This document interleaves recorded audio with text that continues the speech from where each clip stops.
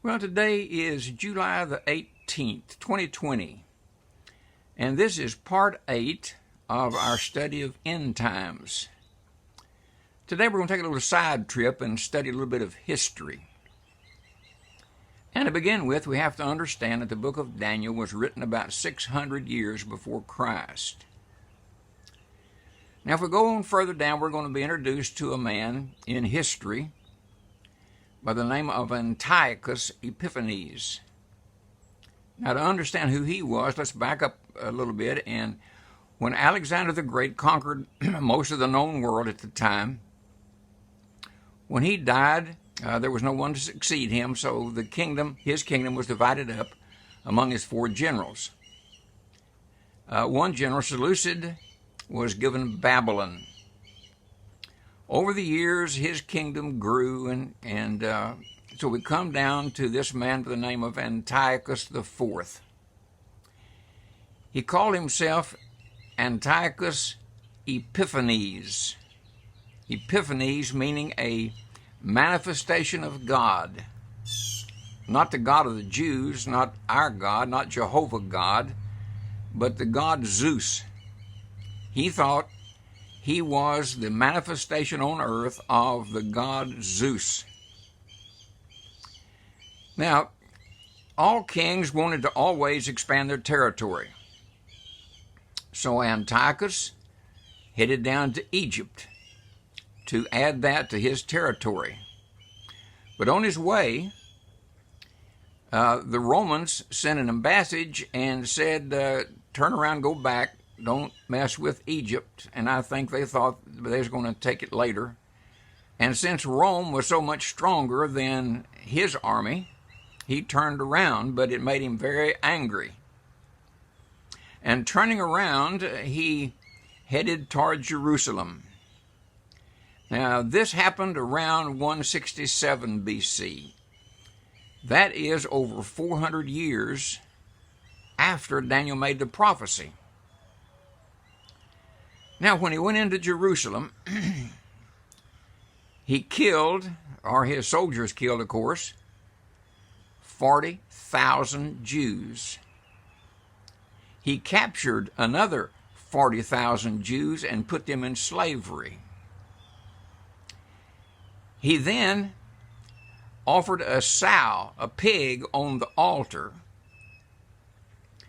He commanded that all Jewish worship be stopped. No circumcision. All of the religious books had to be turned in. They couldn't observe their dietary food. Of course, the Jews don't eat pork, but he commanded that they eat pork. Now, what he did was he erected a statue in the temple, an image. And I've read both ways. Either it was an image of Zeus or an image of himself, and probably it was himself as he represented Zeus, since he was the manifestation of Zeus on earth. He then began a war against the Jews to try to annihilate the Jews, try to bring them into line with his way of thinking.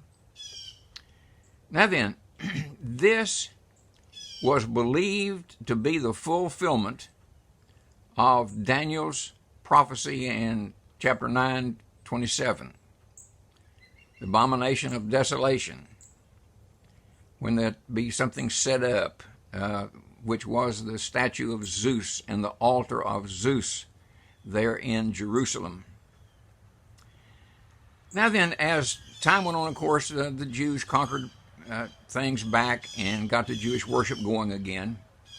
But it was believed that this man fulfilled Daniel's prophecy, that the abomination of desolation was actually this Antiochus Epiphanes, and if nothing else had happened, then that's what we would all believe, that that's what happened.